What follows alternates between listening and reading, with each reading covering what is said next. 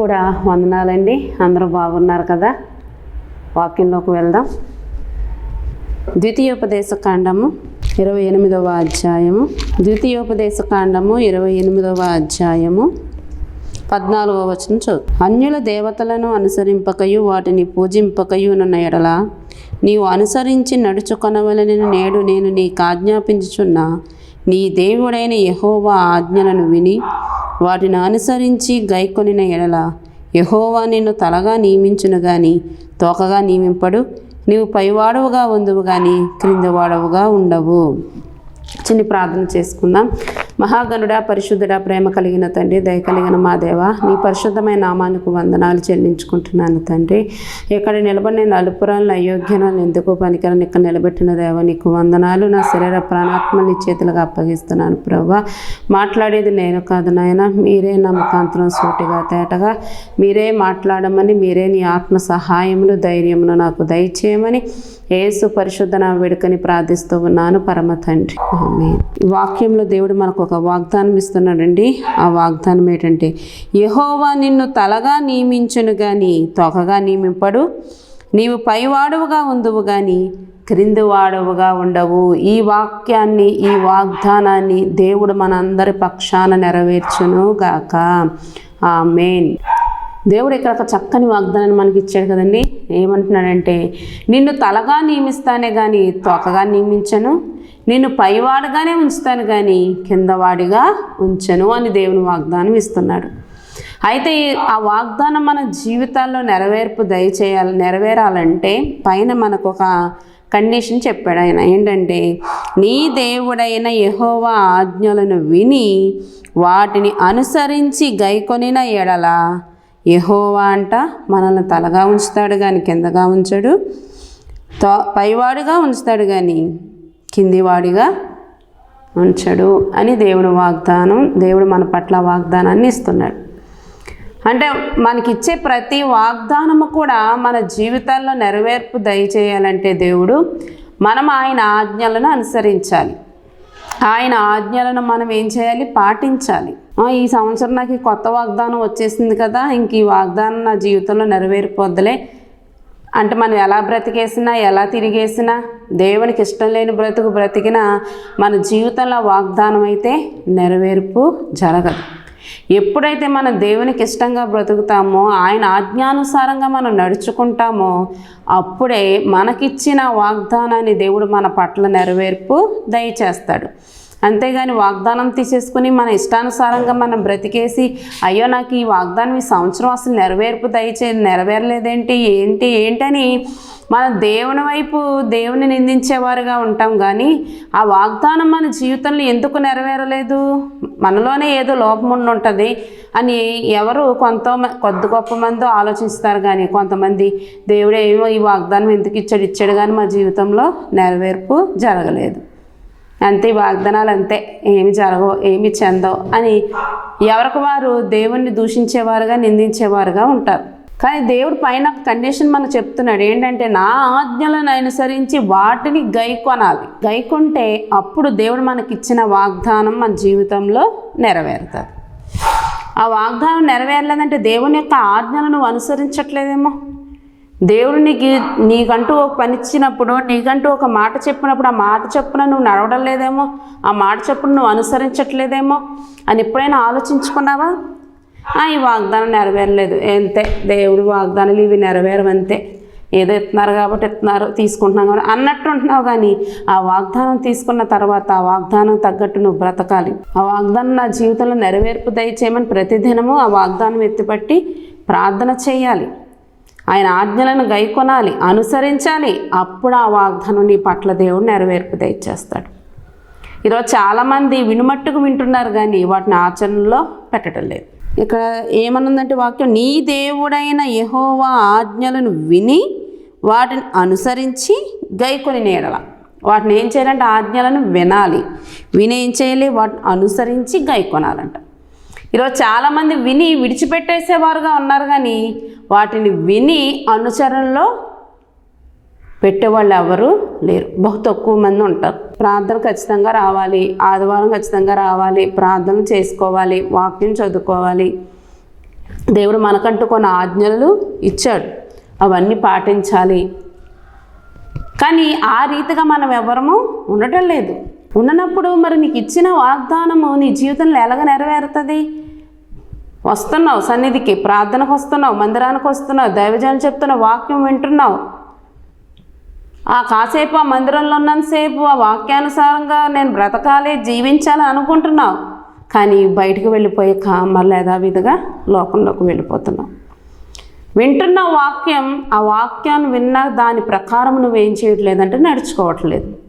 ఆ వాక్యానుసారమైన జీవితాలు మనము నడుచుకోవట్లేదు. ఆ వాక్యానుసారమైన జీవితాలు మనం నడుచుకుంటే దేవుడు మన పట్ల చేసిన ప్రతి వాగ్దానాన్ని నెరవేర్పు దయచేస్తాడు. దేవుని ఆజ్ఞలు మనల్ని ముందుకు నడిపిస్తాయి, మనల్ని బ్రతికింపజేస్తాయి. నెహెమ్యా గ్రంథంలోని నెహెమ్యా 9:29 చూద్దాం. చూడండి, 9:29 చూద్దాం. నీ ఆజ్ఞలను విధులను ఒకడు ఆచరించిన ఎడల వాటి వలన వాడు బ్రతుకును కదా. చూసారండి, దేవుని వాక్యం చెప్తుంది. నెహెమ్యా గ్రంథము 9:29. నీ ఆజ్ఞలను విధులను ఒకడు ఆచరించిన ఎడల వాటి వలన వాడు బ్రతుకును కదా. అంటే దేవుడిచ్చే ఆజ్ఞలను మనం ఆచరిస్తే ఆ ఆజ్ఞల బట్టి మనం ఏమవుతామంటండి? బ్రతుకుతామంట. అంటే పాపానికి వెళ్ళకుండా, పాపం జోలికి వెళ్ళకుండా, ఆ నరకానికి వెళ్ళకుండా దేవుడు మనల్ని బ్రతికిస్తాడు. ఎప్పుడైతే ఆయన ఆజ్ఞల చొప్పున మనం నడిచినప్పుడు, ఆయన ఆజ్ఞలను మనం ఆచరించినప్పుడు, ఆయన ఆజ్ఞల చొప్పున మన జీవితాలు ముందుకు వెళ్ళినప్పుడు మనం ఏమవుతామంట? బ్రతుకుతామంట. అంటే నిత్య జీవంలో ఉంటాం. అది ఆయన ఆజ్ఞలను మనం త్రోసిపుచ్చేసి ఆయన చెప్పినట్లు మనం బ్రతకకుండా ఉంటే మన జీవితాలు ఏమైపోతాయి తెలుసా? పాతాళ లోకానికి వెళ్ళిపోతాయి. ఆ నిత్య నరకాగ్నిలో మన ఆత్మ కాలుతూ ఉంటుందండి. కానీ మనం ఆయన ఆజ్ఞలను అనుసరించాలి, పాటించాలి. ఆ రీతిగా మనం బ్రతికితేనే దేవుడు మనల్ని బ్రతికిస్తూ ఉంటాడు. దేవుడు మన పట్ల చేసిన వాగ్దానాన్ని నెరవేర్పు దయచేస్తూ ఉంటాడు. ఇంకా చదువుదాం. ఇంకా ఆజ్ఞల గురించి దేవుడు ఇంకేం చెప్తున్నాడు? యోహాను సువార్త 14:15 చదువుతున్నాను చూడండి. 14:15. మీరు నన్ను ప్రేమించిన ఎడల నా ఆజ్ఞలను గైకొందురు. మనం ఒక విశ్వాసం ఒక ఆజ్ఞలను గైకొనాలంటే ముందు ఎవరిని ప్రేమించాలంట? దేవుణ్ణి ప్రేమించాలంట. మీరు నన్ను ప్రేమించిన ఎడల నా ఆజ్ఞలను గైకొందురు. దేవుణ్ణి మనము ప్రేమిస్తే ఆయన ఆజ్ఞలను మనం పాటించగలం, ఆయన ఆజ్ఞలను మనం అనుసరించగలం, ఆయన ఆజ్ఞల ప్రకారం మనం జీవించగలం. ఎప్పుడైతే మనం దేవుణ్ణి ప్రేమించలేదో ఆయన ఆజ్ఞలను కూడా మనం పాటించలేం. ఇప్పుడు ఎవరినైనా మనం మీకు దేవుడు అంటే ఇష్టమా అండి, దేవుని ఇష్టపడుతున్నారా, దేవుని ప్రేమిస్తున్నారా? అయ్య బాబు ఎందుకు లేదండి బాబు, దేవుడిని ఎందుకు ప్రేమించలేదండి, మా గుండెల్లో ఉన్నాడండి దేవుడు, మా ఇంట్లో ఉన్నాడండి అని చెప్తాం. ఎవరైనా మీకు దేవుడు అంటే ఇష్టమా అంటే అయ్య బాబు ఎందుకు ఇష్టం లేదు, ఇష్టం అండి అని చెప్తాం. ఇష్టమని చెప్తున్నావు, దాన్ని ఆచరణలో చూపించాలి కదా, క్రియల్లో చూపించాలి కదా. ఆ మాట చెప్పిన మాట వినటం కాదు, విన్నదాన్ని ఏం చేయాలంట? ఆచరణలో పెట్టాలి. ఇప్పుడు దేవుడు అంటే ఇష్టమని చెప్తున్నావు, దేవుడు నేను ఎంతో ప్రేమిస్తున్నానని చెప్తున్నావు, మాటల్లో చెప్తున్నావు, క్రియల్లో చూసేటప్పటికి కనిపించట్లేదు. అంతే కదండి. ఇప్పుడు సపోజ్ నీకు మంచినీళ్ళు అయినాయి అమ్మా, అక్కడ 2 పిల్లలు కూర్చుని ఉన్నారు. ఒరే కొంచెం మంచినీళ్ళు ఎట్టరానరా అని చెప్తావు. అక్కడ ఉన్న 3 పిల్లలు వింటారు. 3 విన్నారు. అయితే అందులో ఒకళ్ళు లేసి వెళ్ళి పట్టుకుని వస్తాడు, మిగతా 2 వెళ్ళరు. అంటే 3 విన్నారు, కానీ ఎవరో ఒకళ్ళు పాటించారు. అంటే విని అలా ఉండిపోలేదు వాళ్ళు, విన్నదాన్ని ఏం చేశారంటే ఆచరణలో పెట్టారు. నువ్వు నాకు దేవుడు అంటే అయ్యబాబు నాకు చాలా ఇష్టమండి, ప్రేమ అండి, అయ్యో దేవుడు తప్ప మాకు ఇంకెవరున్నారండి, మా బ్రతుకులు ఎలాగున్నాయంటే దేవుడే అండి, మా జీవితాలు ఎలాగున్నాయంటే దేవుడే అండి, మా బిడ్డ బ్రతుకుని మాకు వ్యాధి నుంచి, సమస్యల నుంచి, అప్పుల నుంచి దేవుడే మమ్మల్ని తప్పించాడండి, దేవుడు లేకపోతే మేము ఏమైపోయేవారమండి అని మాటల్లో చెప్తున్నావు. చేతల్లోకి వచ్చేటప్పటికి ఏమీ కనిపించట్లేదు. మాటల్లో చెప్తేనే దేవుడు సంతోషపడిపోతాడా? ఆయన అంటున్నాడు, నన్ను ప్రేమించు వారు నా ఆజ్ఞలను గైకొంటారు. నువ్వు దేవుణ్ణి ప్రేమించగలిగితే ఆయన ఆజ్ఞలను గైకొని ఆజ్ఞానుసారమైన జీవితాలను జీవిస్తావు. నువ్వు మాటల్లో చూపిస్తున్నావు ప్రేమ, కానీ క్రియలకు వచ్చేటప్పటికి దాని ఆచరణలో పెట్టాలనేసరికి ఏమీ కనిపించదు. దేవుడు దాన్ని నన్ను ప్రేమించు వారు ఖచ్చితంగా నా ఆజ్ఞలను గైకొంటారు. మరి ఈరోజు నువ్వు నిజంగా దేవుని ప్రేమించేవారిగా ఉన్నారా? ఈ వాక్యం వింటున్న ప్రియ సహోదరి సహోదరుడా, నిజంగా మీరు దేవుని నిజంగా ఇష్టం కలిగి ఉన్నారా? దేవుని పట్ల ప్రేమ కలిగి ఉన్నారా? నిజంగానండి, ఆయన మనల్ని ప్రేమించిన దాంట్లో ఒక్క 10వ వంతు కూడా మనం ఆయన ప్రేమించలేకపోతున్నాం. ఆయన మన పట్ల చేసిన త్యాగాన్ని బట్టి మనం కొంచెం కూడా ఆయన పట్ల ప్రేమ చూపించలేకపోతున్నాం కదండి. పైకే ప్రేమిస్తున్నాం, కానీ అంతరంగంగా దేవుని మనం ప్రేమించలేకపోతున్నాం. ఆయనకి ఇష్టంగా మనం బ్రతకలేకపోతున్నాం కదండి. ఈ భూమి మీద బ్రతికే వాళ్ళు ప్రతి ఒక్కరు ఎవరిష్టానుసారం, అందరూ అనట్లేదు, కొంతమందిని నేను అంటున్నాను, ఎవరిష్టానుసారంగా వాళ్ళు బ్రతికే వాళ్ళు ఉన్నారు, కానీ దేవుని ఇష్టానుసారంగా బ్రతికే వాళ్ళు ఎంతమంది ఉన్నారంటారు? బహు తక్కువ మంది ఉంటారు కదండి. వాళ్ళు వేలతో లెక్క పెట్టేచ్చేమో. కానీ దేవుడు అంటే నన్ను ప్రేమించేవారే నా ఆజ్ఞలను గైకొంటారు, నాకు ఇష్టంగా బ్రతుకుతారు, నేను చెప్పినట్టు బ్రతుకుతారు. మరి ఈరోజు నువ్వు నిజంగా దేవుని ప్రేమించేవాడిగా వారిగా ఉన్నారా? ఒకసారి ఆలోచించండి. మాటల్లో కాదండి, మాటల్లో బోల్ మంది చాలామంది ఎన్నో మాటల్లో, ఒరే నీకేం సాయంకాలంతో చెప్పరా, నీకు ఎంత కావాలంత నేను ఇచ్చేస్తాను, నీకు ఏది కలిసినా నీ ఆ సమయంలో మాటలతో చెప్తారు. సరైన ఒక రోజు ఆయన కష్టం వస్తుంది. ఒకప్పుడు నా ఫ్రెండ్ నా స్నేహితుడు ఇలాగ అన్నాడు కదా, వాడి దగ్గరికి వెళ్ళి సహాయం అడుగుదామని వెళ్తాడు. ఇల్లు అడిగాక అప్పుడు ఏదో అనేసాను లేరా, ఇప్పుడు ఎక్కడున్నాయి ఏంటి అని మాట తప్పేస్తాడు. మాటల్లో చూపించడం కాదండి మనం ప్రేమ, చేతల్లో చూపించాలి. చూపిస్తున్నావా? దేవుడు అంటే నాకు ఇష్టమండి, దేవుని నేను ఎంతో ప్రేమిస్తున్నానండి, నా దేవుని తర్వాతే నాకు ఎవరన్నానండి, నా దేవుడికే మొదటి స్థానం అండి, ఇంకా తర్వాత ఎవరికన్నా అని మన దేవుని సన్నిధిలో ఎన్నో మాటలు చెప్తాం దేవుడికి. కానీ క్రియలకు వచ్చేటప్పటికి, చేతలకు వచ్చేటప్పటికి దేవుని ఎక్కడ పెడతాం తెలుసా? 10వ స్థానంలో పెడతాం. మొదట వేటినో పెట్టుకుంటాం కదండి మనం. అంటే మాటల్లో ఉంటుంది ప్రేమ, చేతలకు వచ్చేటప్పటికి కనబడతలేదు. ఆయన నన్ను ప్రేమించేవారే నా ఆజ్ఞలు గైకొంటారని దేవుని వాక్యం సెలవిస్తుంది. మరి నువ్వు ఆయన ప్రేమించే రీతిగా ఉంటే ఆయన ఆజ్ఞలను కూడా నువ్వు అనుసరిస్తావు. ఒకసారి ఆలోచించుకొని మన దేవుని మాటల్లో కాదు ప్రేమించడం, చేతల్లో కూడా ప్రేమిస్తున్నామా? ఆయన ఆజ్ఞానుసారంగా మనం బ్రతుకుతున్నామా? మరి మన జీవితంలో ఈ వాగ్దానం ఈరోజు మనకు నెరవేరలేదంటే అది దేవుళ్ళలో కాదు, లోపం మనలోనే ఉంది. ఎందుకంటే మనం ఆయన ఆజ్ఞలను అనుసరించట్లేదు, విని విడిచిపెట్టేసేవారుగా ఉంటున్నాం. కాబట్టి ఆ వాగ్దానం మన జీవితంలో నెరవేర్పు లేదు.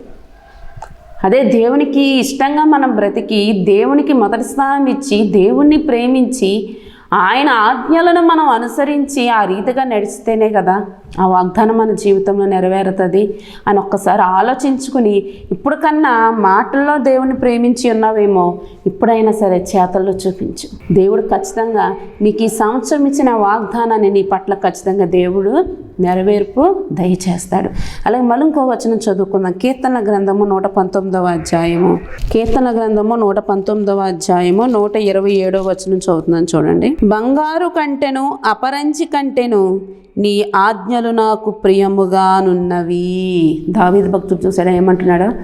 బంగారు కంటెను అపరంజి కంటెను నీ ఆజ్ఞలు నాకు ప్రియముగా ఉన్నవంట. అంటే దావీదుకి బంగారము కన్నా, అపరంజి కన్నా, ఆస్తిపాస్తుల కన్నా, అంతస్తుల కన్నా, ఆ వైభవము కన్నా ఆయనకి ప్రియముగా ఏమి నచ్చినాయి అంట? దేవుని యొక్క ఆజ్ఞలు నచ్చినాయి. నీ ఆజ్ఞలే నాకు ప్రియంగా ఉన్నాయి, ఇష్టంగా ఉన్నాయి. ఈ బంగారాలు, వెండి, వజ్రాలు, వైడూర్యాలు, అంతఃపురాలు, ఈ సుఖభోగాలు ఇవేమీ కాదు నాకు ప్రియముగానున్నవి, నీ ఆజ్ఞలు నాకు ప్రియముగానున్నవి అని చెబుతున్నాడు దావీదు. మనం మరి అలా చెప్పగలమా? మనం ఆయన ఆజ్ఞలను పక్కన పెట్టి బంగారము, వెండి, వజ్ర వైడూర్యాలు, ఆస్తిపాస్తులు, అంతస్తులు, ధనము అవన్నీ కూడా ఒక పక్కన పెడితే మనం దేన్ని కోరుకుంటాం? ఆజ్ఞలు కోరుకుంటారు ఎవరన్నా? అస్సలు కోరుకోరు. ఆజ్ఞలు ఎందుకన్నా? ఆజ్ఞలు ఏం చేసుకుంటాం మనం? ఆ ఆజ్ఞలు ఏమన్నా మనల్ని ఏం పోషిస్తాయా, చేస్తాయా? బంగారమో, వెండో, ఇవన్నీ డబ్బో, ధనము ఇవన్నీ ఉంటే మనం బ్రతుకుతాం. ఆజ్ఞల వల్ల మనం ఏమైనా బ్రతుకుతామా అనుకుని చాలామంది ఆ లోకానుసారమైన ఆ సంపద కోసమే వెళ్తారు. కానీ మనల్ని బ్రతికింపజేసే ఆజ్ఞలను ఎవరో కోరుకోరు, వాటిని ఇష్టంగా ఇష్టపడరు. కానీ దావీదు భక్తుడు గొప్ప రాజు అండి. దేవుడు ఆ స్థాయి ఇచ్చాడు దావీదు భక్తుడికి. ఒక రాజు అంటే ఎంత వైభోగం, ఎంత ఆస్తి, ఎంత వజ్ర వైడూర్యాలు, కిరీటాలు, సింహాసనం, అసలు ఇంక చెప్పక్కర్లేదు. కానీ వాటన్నిటికన్నానంట ఆయనకి ఏది ఇష్టంగా ఉంది, ఏది ప్రియంగా ఉంది, ఏది ప్రీతిగా ఉందంటే నీ ఆజ్ఞలేనయ్యా అంటున్నాడు దావీదు. మరి ఈ మాట మనం చెప్పగలమా? ఈరోజు దేవుని కన్నా, ఆయన ఆజ్ఞల కన్నా, దేవుని మందిరానికన్నా లోకము నాకు ఎంతో ఇష్టంగా ఉందంటున్నాం. లోక ఆశలే మనకిష్టంగా ఉన్నాయి కదండి. ఈ లోకమే మనకిష్టంగా ఉంది. ఈ లోకంలో ఉన్న రంగుల వలయాలు, ఆ ముచ్చట్లు అవే మనకి ఎలా ఉన్నాయంటే ప్రియముగా ఉన్నాయి. దేవుని యొక్క ఆజ్ఞలు, దేవుని మందిరం మనకి ఎలా ఉన్నాయంటే అప్రియంగా ఉన్నాయి, అంటే ఇష్టం లేకుండా ఉన్నాయి. అంత మాటలు ప్రార్థన అంటారేటండి, అంత మాటలు వాక్యం అంటారేంటి, అంత మాటలు మీటింగ్లు అంటారేటండి బాబు. ఈ యవ్వన కాలంలో ఇంకెంతసేపు మేము ఎప్పుడు ఎంజాయ్ చేసేది, మాకంటూ ఒక ఎంజాయ్మెంట్ వద్దా? ఇంక సెలవులు వస్తాం పాపం మీటింగ్లు పెట్టేస్తాం, సెలవులు వస్తాం పాపం ఎలా యవనస్తులు కూడికలు అంటున్నారు, సెలవులు వస్తాం పాపం 4-5 రోజులు మీటింగ్లు పెట్టేస్తాం. మేము ఎప్పుడు ఎంజాయ్ చేయాలి మరి? అంటే నీకేది ప్రియంగా ఉందంటే దేవుని మందిరం నీకు ప్రియముగా లేదు, దేవుని వాక్యం నీకు ప్రియముగా లేదు, ప్రార్థన నీకు ప్రియముగా లేదు. ఏది ఉందో తెలుసా? లోకానుసారమైన సంతోషమే నీకు ప్రియముగా ఉంది. కాబట్టి దాని వెనకాల మనం పరిగెడుతున్నాం. ఒకసారి ఆలోచించండి, దావీదు భక్తుడికి ఏం లోటు ఉంది? అసలు సర్వ సంపదలో తూగుతున్నాడు ఆయన, కానీ అవేమీ ఆయనకి ఇష్టం అవ్వలేదు. నీ ఆజ్ఞలే నాకు ప్రియముగా ఉన్నవయ్యా అంటున్నాడు. మరి ఈ రోజులు ఎవరు మనము ఆజ్ఞలను ప్రియముగా ఎంచుకుంటున్నామా? ఒకసారి ఆలోచించండి. అసలు సెలవులు వస్తే అయ్యా పెట్టండి మీటింగ్లు, సెలవులు ఉన్నాయి కదా, ఇంకా అనేక ఆత్మల రక్షణార్థమే అంటే ఈ రోజుల్లో చాలామంది లోకాన్ని ఇష్టంగా లోకంలో ఉన్న వాటికి ఇష్టంగా ఉంటున్నారు, వాటిని ప్రియంగా చూసుకుంటున్నారు. సంతోషంలో నేత్రాశ, జీవపుడంబం వీటి వెనక పరిగెడుతున్నారే తప్ప దేవుని సన్నిధిలో ఈ సెలవులు చక్కగా వచ్చి ఉత్తప్పుడు కాలేజీలకు వెళ్ళి వస్తూ రావడంలో ఎక్కువ సమయం దేవునితో గడపలేకపోతున్నాం, దేవుని సన్నిధిలో ఉండలేకపోతున్నాం, వాక్యాన్ని వినలేకపోతున్నాం, చదవలేకపోతున్నాం. అబ్బా సెలవులు భలేగా వచ్చినాయి, ఈ సెలవులు అన్నాళ్ళైనా దేవుని సన్నిధిలో ఎదగాలి, దేవుని వాక్యం బాగా చదవాలి, అనేక మంది దైవజనులు చెప్పే వాక్యాన్ని నేను వినాలి, ప్రార్థనలో ఎదగాలి అని దేవుని మందిరాన్ని ఇష్టపడేవారు ఎంతమంది ఉంటున్నారు? లేదు. సెలవులు అర్థం పాపం ఎంజాయ్ ఎంజాయ్ ఎంజాయ్. దేవుని ఆజ్ఞలు నీకు ఇష్టం అవట్లేదు, దేవుని మందిరము ఇష్టం అవట్లేదు, ప్రార్థన ఇష్టం అవట్లేదు. కానీ దావీదు బంగారము కంటేను అపరంచి కంటేను నీ ఆజ్ఞలు నాకు ప్రియముగానున్నవి అని చెబుతున్నాడు. మనం చాలాసార్లు చెప్తాం, అమ్మ ప్రార్థనకు రండి, ఎందుకు జీవితాలలో పాడు చేసుకుంటున్నారు అని కొంతమంది చెప్తూ ఉంటాం వారి యొక్క వ్యసనాలను బట్టి. ఆ వ్యసనాల వల్ల మీ జీవితం పాడైపోతుంది కదా, మీ కుటుంబాలు పాడైపోతున్నాయి కదా, ఎందుకయ్యా జీవితాలు పాడు చేసుకుంటున్నావు? దేవుని సన్నిధికి రాయ్యా, దేవుని మందిరానికి రా, చక్క వాక్యం విను, చక్క బలపడు, జీవితాన్ని సరిచేసుకోవయ్యా అంటే వెళ్ళవయ్యా చెప్పవులే, మా తెలియదేటి మేము ఎలా బ్రతకాలో, మా తెలియదేటి మేము ఎలా జీవించాలో, ప్రార్థన వస్తే అన్నీ మానేసి రావాలి. అక్కడ ఏం సంతోషం ఉంటుంది ప్రార్థన అంటే? మందిరంలో ఇది తాగితే సంతోషం, పీల్చితే సంతోషం, ఇందులోనే మాకు అసలైన సంతోషం ఉంది. అక్కడేముంటుంది? మాకు తెలుసులే మేము ఎప్పుడు రావాలో ఏం చేయాలో, నువ్వేం చెప్పాల్సిన అవసరము లేదు, నీ పని ఏదో నువ్వు చూసుకో అని చాలా ముద్ర సమాధానాలు మూర్ఖత్వంగా మాట్లాడేవారు చాలామంది ఉంటారు. దేవుని మందిరం అంటే చక్కగా దేవుడు మన బ్రతుకులు బాగు చేస్తాడయ్యా, రండి అయ్యా, ఎందుకంటే వినరు, చెప్పినా వినరు. ఒక యవనస్తుడు అలాగేనంటండి, అరణ్యం గుండా ప్రయాణమే వెళ్తున్నాడంట. అరణ్యం గుండా ప్రయాణమే వెళ్తుంటే ఈ లోప మధ్యలో దాహం వేసిందంటే, దాహం వేస్తే అక్కడ వాగులు ఉంటాయి కదా, ఆ వాగుల దగ్గర నీటి కొలను ఏదో ఉంటే వాటర్ కొలను ఉంటే అక్కడ వాటర్ తాగుదామని ఆగాడంట.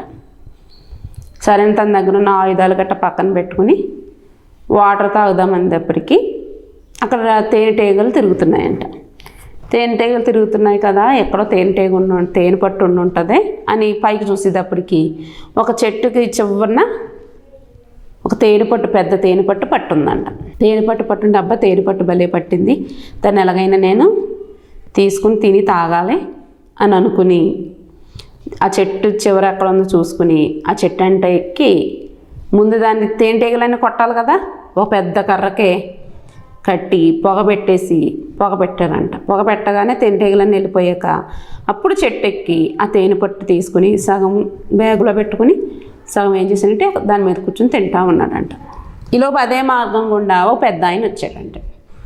ఒక పెద్ద ఆయన వచ్చినప్పుడు, బాబు యవనస్తుడా, ఇదేంటి ఇక్కడ ఉన్నా నువ్వు? చీకటి పడిపోతుంది కదా, ఇక్కడ జంతువులు నీళ్లు తాగడానికి వస్తాయి, నువ్వు వెళ్ళవలసిన మార్గం వెళ్ళిపో, గమ్మిని ఆయుధాలు తీసుకుని వెళ్ళిపో, తర్వాత ఇక్కడికి జంతువులు వచ్చినాయి అంటే నువ్వు చాలా ఆపదలో పడిపోతావు, వెంటనే దిగి వెళ్ళిపో అని పెద్ద ఆయన చెప్పాడంట.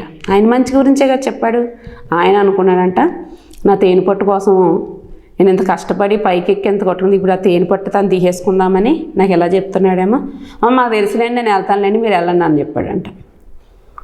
అన్నాక ఆయన, తర్వాత నీ ఇష్టమా బాబు, ఇక్కడికైతే మరి క్రూర జంతువులు నీళ్ళు తాగడానికి వస్తాయి, మరి జాగ్రత్త, మరి చెప్పినా నువ్వు వింటలేదన్నా పెద్ద ఆయన వెళ్ళిపోయాడంటే. ఆయన నా తేనె పట్టు కోసము ఇవి ఇందులో సగం మట్టుపోతాకే ప్లాన్ వేసాడు, నేను ఎవరిని వస్తున్నాను వాళ్ళకి తెలియదా, అవి వచ్చేటైనా నేను గబాబు పరుగులెట్టుకుంటూ వెళ్ళిపోతాను, ఇలాగ వెళ్ళిపోతానని తనలో తను అనుకున్నాడంట. అని ఆ చెట్టు మీద కూర్చుని ఏం చేస్తున్నాడంటే తింటూ ఉన్నాడంట దేన్ని, తేనెను. ఈలోపు అన్నట్టే గాండ్రించుకుంటూ పులి వచ్చిందంటే. ఏమొచ్చింది? పులి వచ్చింది. అది వాటర్ తాతాకు వచ్చింది. ఈ పైన ఉన్న ఇతన్ని చూడలేదు అది. సరే అని చూసేటప్పటికి అతను కంగారు వచ్చేసి ఏం మాట్లాడకుండా ఏం చప్పుడు చేయకుండా అలాగే మెదలకుండా కూర్చున్నాడు. అది జాయిగా వాటర్ తాగదామని ఆ కొలంలోకి వచ్చింది. వచ్చాక కరెక్ట్గా ఆ చెట్టు పైన ఇతను ఉన్నాడు, ఆ చెట్టు కింద అంటగానే తాగుతుంది. తాగుతూ ఉంటే తన చేతిలో ఉన్న తేనె పట్టు యొక్క తేనె కారుతో కరెక్ట్గా దాని ముందు చుక్కలుగా డ్రాపులుగా పడుతుందంట. అది ఏంటి డ్రాపులు పడుతుందని ఇలా పైకి చూసేటప్పటికి చక్కగా చెట్టు మీద కూర్చుని ఉన్నాడంట. అది అనుకుందంటే, అబ్బా భలే ఆకలితో వచ్చాను, మంచి ఆహారం దొరికింది నాకు, ఈరోజు నాకు విందైపోద్దని ఆ చెట్టు దిగి రావాలంటే ఆ మొదల కాడికే కదా వస్తాడని ఆ చెట్టు చివర మొదల కాడ ఆ పులి కాసు కూర్చుందంటే. పులి కాసు కూర్చుందంట.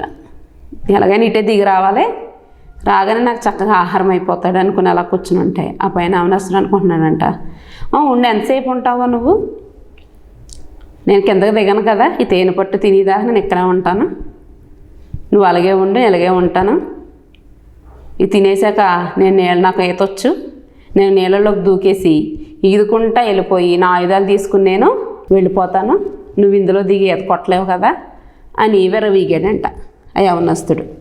పోనీ అది ఆ మొదలు ఉన్నప్పుడే వెంటనే దూకేసి వెళ్ళిపోవాలి కదా, ఆ తేనె కోసము ఆ తేనె పట్టుదంతా తినేదాకా ఆ చెట్టు మీద కూర్చున్నాడంట.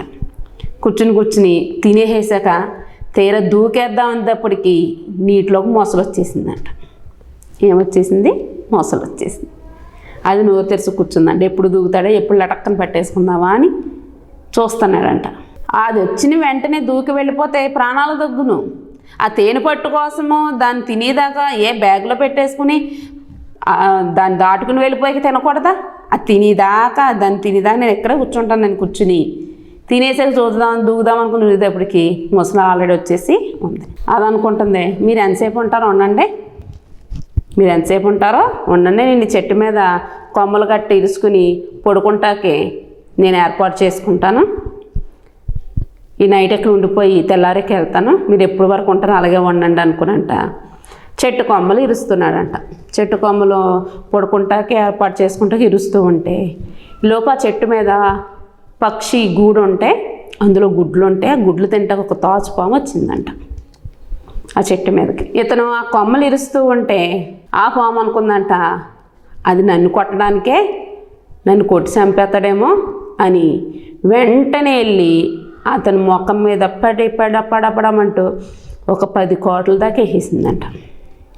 వేసేగానే అమ్మోయ్ బాబోయ్ అనుకుంటూ చెట్టు కొమ్మలు ఇలా పట్టుకున్న అతను ఆ కాట్లు వేసేస్తూ ఉంటే ఆ బాధను తట్టుకోలేక ఒక్కసారిగా చెయ్యి విడిచిపెట్టేస్తే టప్ మన కిందడిపోతే మొసలు నోరు తెరిచి ఉంది కదా, టక్క నెట్టేసుకుంది, అంతే ప్రాణాలని కోల్పోయి. ఆ పెద్ద మనిషి చెప్పాడు, అయ్యా ఇది అరణ్య మార్గము, ఇక్కడ క్రూర జంతువులు తిరుగుతాయి, చీకటి పడిపోతుంది, దేనికోసమో నువ్వు ఉండకు, ఇక్కడ వెంటనే వెళ్ళిపో అని చెప్పాడు. విన్నాడా? నేను యవ్వనస్తుణ్ణి, నాకు బలం ఉంది, అవి నన్నేమి చేయగలవు అని విర్రవీగాడు. మరి బ్రతికాడా? బలం కాపాడిందా? శక్తి కాపాడిందా? తన జ్ఞానం కాపాడిందా? ఏది కాపాడలేదు.